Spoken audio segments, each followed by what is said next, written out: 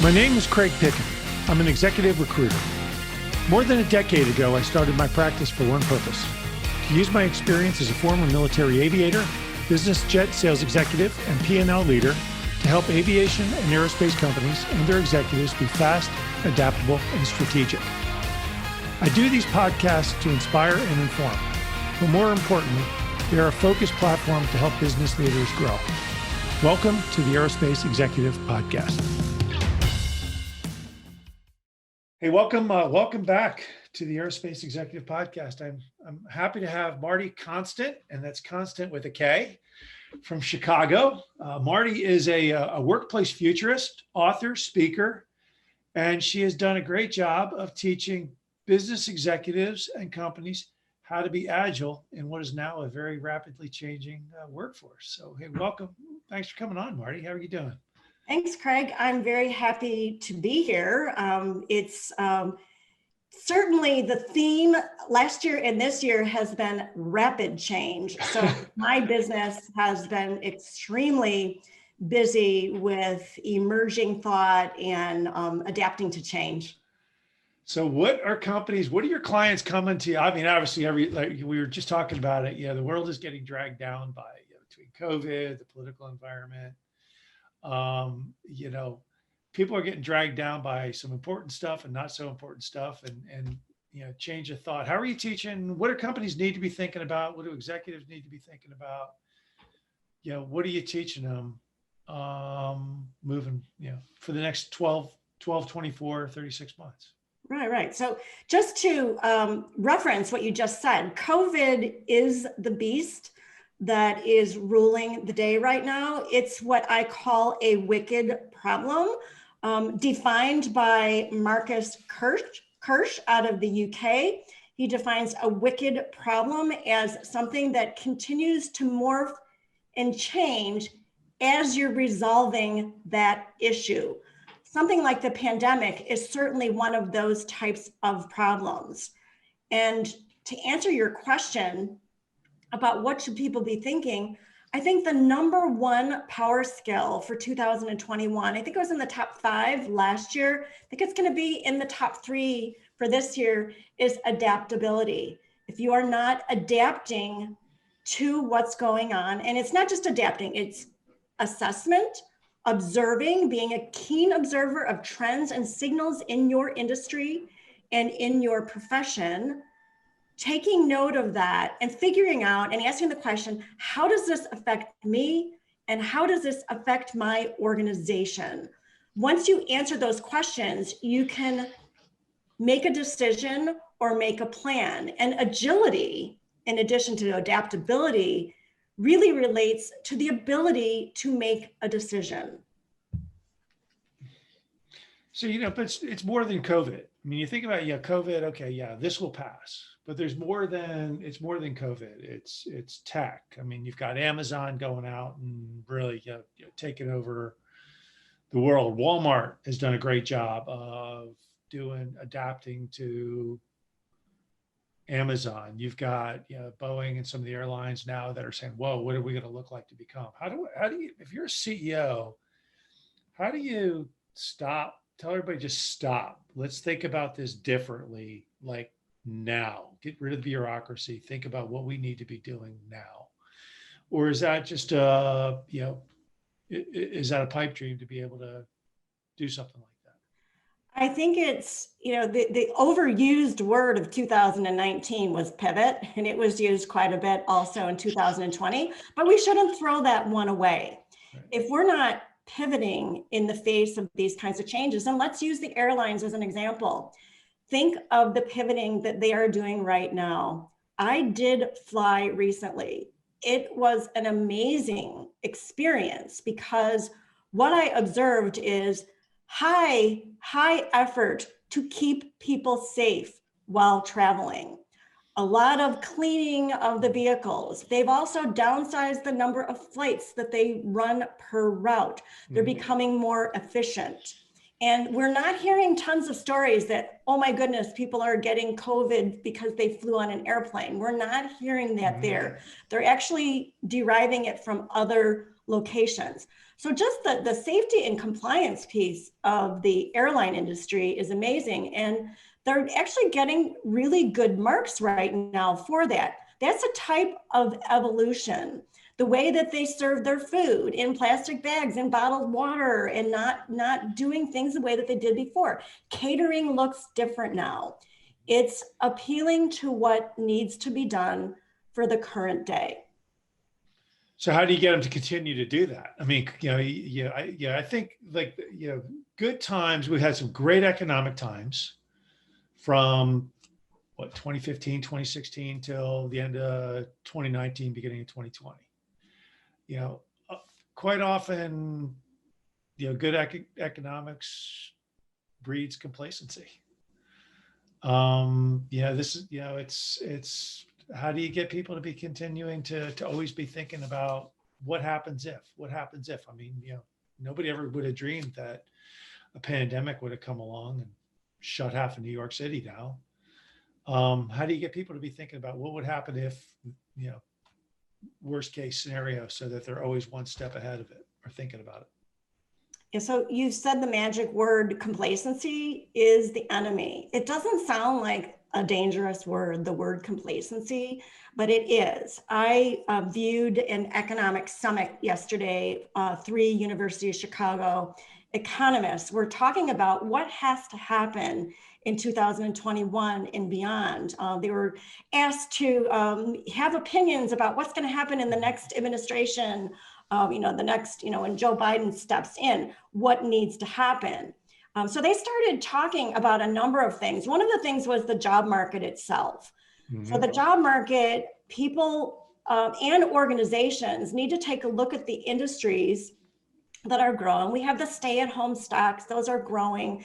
We have these emerging companies that handle online conferences. Who would think that there's like a dozen or 20 of those companies right now that are doing amazing things, and they're considered a stay-at-home stock.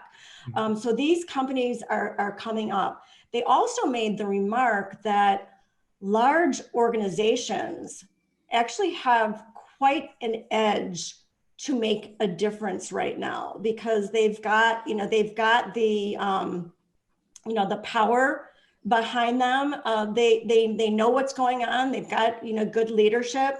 They recognize that companies like Tesla and Bitcoin are way overvalued, and they recognize the things that they have to do to stay current. So the individual employee, for instance, needs to think about, what industry am I in?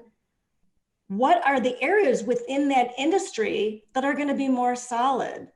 I got to think that in, say, the travel industry, safety and compliance is going to be a much bigger piece of solid job requirements than some of the other roles within the industry. So even if you're in an industry that is being impacted, you can also choose the areas that have more growth opportunities, and anything around artificial intelligence, of course, and machine learning.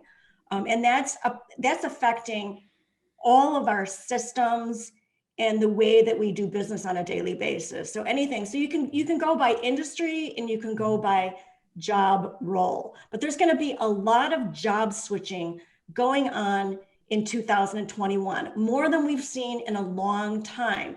And this is going to be good for the economy. It's going to be good for individuals. We're going to have to learn how to do some new things that are applicable in what's next versus looking backward. How do you get a CEO to be thinking? And I was talking to a CEO the other day, and we were talking about, the geopolitical world order. Let's throw something out there. Taiwan gets invaded by China. Not out of the realm right now. Taiwan Semiconductor wants to keep its business. Does it start to move stuff to the United States? You think about these things. How do you get a CEO to get his workforce to be going, guys, look, this world is going 200 miles an hour and we're at 75. How do you get them to be constantly thinking on a daily basis, weekly basis, with every staff meeting they have, be it at the board level all the way down to the office level? how do you get them to be thinking about constant change and running through all the what if scenarios and saying, hey, look, here's some of the what if scenarios we see at our level. And so that, the company is now looking forward and not, just at the quarter, but, at next year. One of the things that I've been hearing a lot about just in the learning segment of business, the marketing segment of business is scenario planning. And in a way, this is like taking all the data that we know, both electronic data and observable data, and analyzing it. And we've got the ability to do that. But I think that it's more of a power skill or a soft skill that's in order here for the CEO. This is a communication challenge. We've all witnessed when leadership doesn't communicate, when things are going south, it's a very bad thing. It's important to talk to people. I keep on going back to the airline. My father worked for an airline for years. And one of the things that I love when I'm on an airplane, if there's turbulence in the air, please don't be silent on me. Please tell me that there's going to be bumpy air for the next 10 or 15 minutes and everything's going to be fine, and just buckle up my seatbelt. Right. That makes me feel so happy. But when a pilot chooses not to say anything, I think that's the worst thing that can happen. So I think communicative CEOs win the day. People that are working around that CEO, the high level management team, they will succumb to that as well. But it has to come from the top, and it has to come from a place of talking to people. And if it's bad news, get that bad news out. That's what scenario planning is for. It's to figure out what if, get your risk management programs in place, and to not ignore when something is going south. Yeah, no, look, and I take it the constant, Twitter, between Twitter, Facebook, whatever, your online social media. Now everybody wants information and they want it now. So if you're CEO and you knew bad news was coming and you waited a day, week, a month to put it out there, everybody's thought patterns. I got to think everybody's thought patterns have now changed with regards to what they're looking for. I'm assuming, new generations, my kids don't think like, they think completely differently than I did when I was in college. So I got to think now that, it's, as new generations come up, it's changing a whole lot of views on how leadership thinks and communicates. Am I wrong, or are they still adapting? No, they're still, I think the younger generation, of course, we all have families. I have a pretty extensive, large family with all different age groups, and work with a lot of different people in the workplace in the full spectrum of age groups. And I find that the younger generations want the information and they want it fast. And if it's bad news, they want it fast, and they will accept an apology from a leader. So it used to be 20 years ago, 30 years ago, hush, hush, keep that bad information down. Not going to apologize. Now, the sooner you get the apology out, even if an organization makes a mistake, get that information out there and say, this is what we're going to do now to resolve this. So if you're younger mid-career executive, manager, director level, what are you teaching manager, director levels now? How are you teaching them to be continually adapting and change their thought process? Well, the one thing that's going on right now is about 20 to 30% of organizations are going through agile transformation. And we had digital transformation 5 to 10 years ago. Now it's agile transformation. And what that means is enabling teams to self-assemble, to solve challenges within the organization. And it puts the decision-making process within that level. So no longer is a manager looking to a senior manager, looking to a VP, looking to the CEO to get permission. There is a trust factor that has to be established within the organization. And teams need to be able to get things done and to move things forward. So it is about using not just an agile mindset, but assembling within agile teams. And let's talk about agile for just a moment. Agile used to be just for IT projects. Oh, I'm going to get this IT project, there's a web project out there, and I'm going to use an agile methodology. But now we have agile HR, now we have agile marketing. We're all thinking this way because we realized that command and control no longer works. It sounds agile sounds a little, military's been doing agile for a long time. I mean, everybody thought, it's, we're going to push the decisions down to the people on the ground.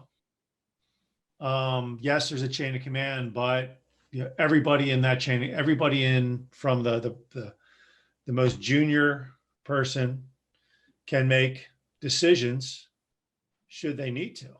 I found corporations were always a little scared to go that route. I take it they're sort of they're learning from the SEALs, the Navy SEALs now, and saying, hey, look, let's push this. Let's hire smart people and let them make decisions that will affect the organization. That's a great example. And look at the organizations that we like working with best. It's when the person that does customer support on the phone or on a digital environment is able to make a concession or respond to an urgent need in a way. We've got a little bit of an issue right now that I think is at odds with each other that I think is worth noting. So I mentioned AI, I mentioned machine learning, I mentioned all the digital environment.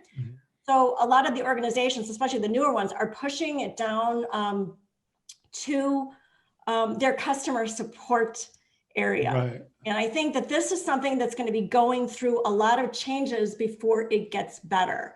The organizations that are giving the best customer service right now actually have people in the mix. That I mean, I've used Apple products for years, and their customer support is just phenomenal. Yep. Each person is a little bit different. They have a little bit of a different knowledge. So I just call back because they let me do that. And I'm able to, they'll stay on the phone for as long as you need to resolve an issue. And that was one of the problems with the airlines was that you've got, I always felt bad for these customer service reps at the airlines they're dealing with a line of people who may or may not be who are probably not necessarily happy because their flight just got delayed or canceled or whatever else. And then they gave them no power to make any decisions. It's like, they won't let me do this. They won't let me do that. So you, Mr. or Mrs. Customer, are going to be angry with me. But you look at Apple, my daughter just returned a pair of iPods, the new iPods Pro. And they're like, hey, look, they don't work. Okay, well, send them back to us. We'll send you a new pair and it's cool. And it's like you give your customer service people, you hire smart customer service people and say, look, this is the company. This is the customer. Figure out what works, what works for both, and make a decision, and it's cool. We'll stick by you. And I think that's kind of one of the things companies are learning now is let's hire smart people and stick by them and their decisions. Well, and a recent decision that was made just a few months ago by the airlines is to waive change fees. Yep. I mean, Southwest always did that. It wasn't an issue, and they were considered the friendly airline. And when you think about not having change fees right now. And, in my recommendation for any CEO within any airline, don't charge change fees. It is just an onerous thing on individuals. And figure out how to, charge, I'd rather pay a little bit more on my ticket. Once again, it's all about, look, the airlines were the airlines, but there's so much, I just think of like Amazon, Amazon and Walmart just came out and said, hey, you know what, if you're not really happy with the product, just call us up. We don't want it back. Just keep it, throw it away, do whatever you want with it. But whatever. Now I'm not sure that publicly saying that was the best decision in the world for them, but I get it. It's like, by the time you ship this thing back to us, and we pay for the shipping, whatever else, then we're just throwing away anyway. It's like, it's no good to anybody. So just keep it. But I just like how they're, companies, I think the one thing this pandemic is really teaching people is, hey, look, things are moving fast. Just make a decision. and right or wrong, we'll stick by the decision and we'll learn from it and keep it going. I think that's a lot of what agile. I think that's what a lot of what agile Yeah. is about. I think we've talked about, I talk a lot about career agility, the individuals being able to assess what's going on in their career and really apply agile principles to the management of their own career. But let's talk about learning agility and leadership agility. If, there's, organizations like Korn Ferry, interview CEOs and recommend them for positions. And learning agility is a huge part of how they assess these individuals. Because again, nobody wants to hire a CEO that can't assess and make a decision. Yep. That's the big thing. It's your ability to make, when I was flying in the Navy, we would spend hours putting a plan together. And we would know that 10 minutes after we launched off an aircraft carrier, that plan was going to go to hell because somebody's airplane was going to break. Somebody's ability to get gas in the air was gonna go away. The mission might change. It's like, all right, if we need to do it, here's how we're gonna flex. And that was a great skill. I felt like I learned in the Navy was, how are you teaching people now? You talked about career agility. How are you teaching people when a good time to make changes? I mean, it's from the organization they're in. Do you stick it out? Do you ride it out? Do you be patient? Or do you just say, screw it, I'm going to go somewhere else that's more like me? And how do you know the difference? Well, one of the principles of career agility is pursue it in parallel. And so it's never about just all in on one thing and not learning something else. So whether you have a side gig that you make extra money in, or whether you're getting education on the side or an extra certificate, it's always about planning for what other things you can do to augment what you're currently doing. Some people do this. It's like doing parallel lanes. They're doing two things at once. And if one thing doesn't go as well, they jump lanes completely. So if they're doing this for 3, 4, 5 years, they're all set by the time there's uncertainty in an area of their other career. The other thing that I counsel people is never to be complacent with what is going on in their career. I say, give yourself 2 to 3 years to do something and do it better than anyone else can do this role, master it. And then by the time you've mastered it, before you get bored with it, go on to the next project. Now that doesn't mean job hopping. It could just be another project within your organization, or it could be another role within the organization. LinkedIn was famous for this. Reid Hoffman, when he was, in the lead, he talked about them as being tours of duty. He didn't want people getting stale. Right. He wanted people really working themselves out of one role and working themselves into another role within LinkedIn.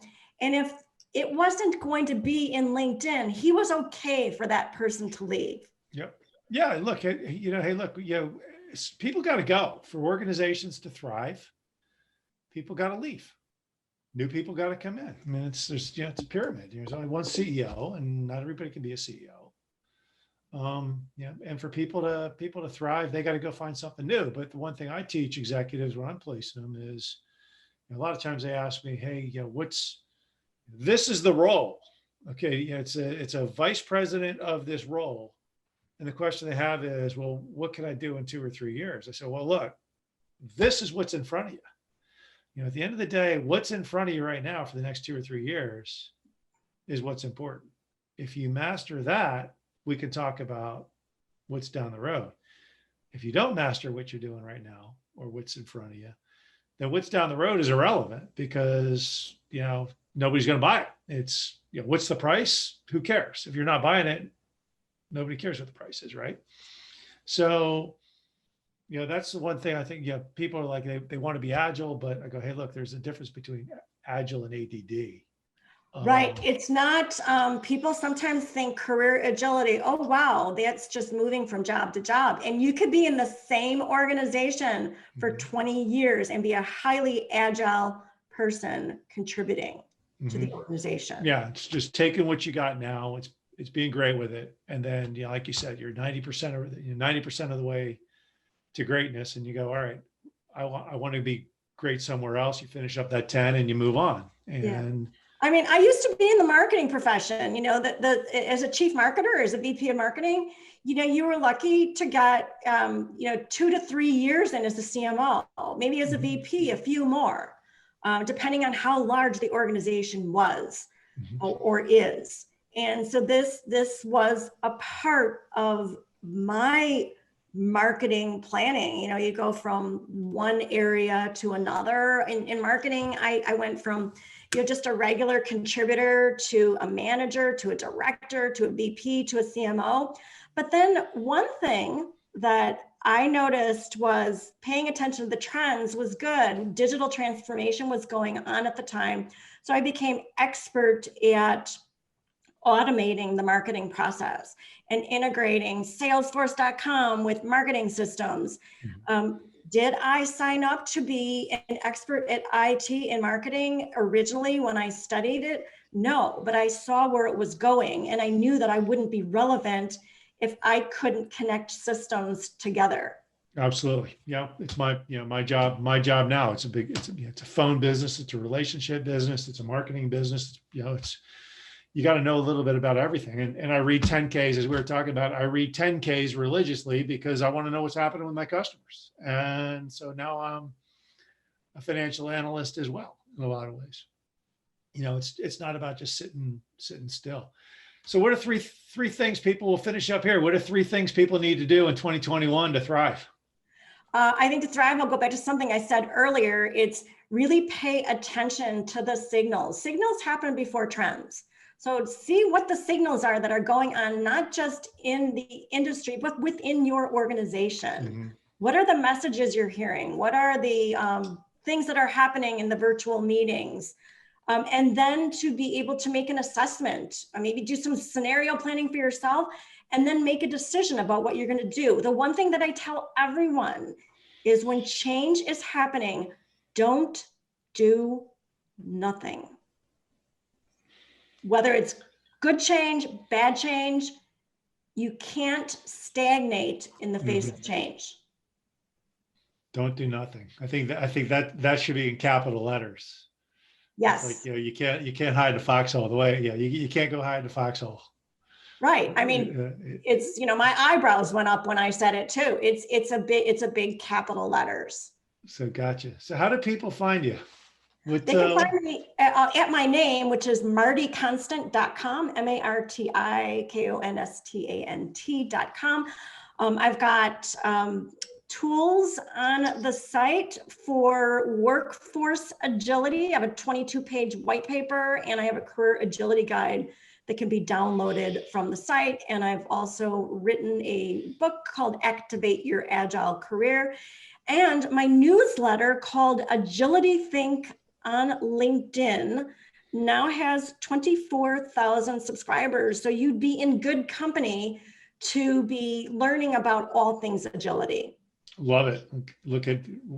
Go download it now. It's awesome. So, hey, thanks for coming on. It was a great conversation, and I love it. Don't do nothing is something that's going to go capital letters right here on my whiteboard. And, probably the best 3 words of advice I've heard in a long time. So, right. Well, it's a VUCA world we live in. So the volatility and the uncertainty is just all around us. So it's time. Thanks for coming on today, Marty. Appreciate it. Thanks for having me, Craig. Talk soon. I hope you enjoyed the latest edition of the Aerospace Executive Podcast. You can reach out to me directly, Craig at NorthstarESG.com, or check us out at www.northstaresg.com. You can subscribe to this podcast on iTunes, Stitcher, Podbean, or on YouTube. Just do a search for Aerospace Executive Podcast. Thanks again. I'm Craig Piven.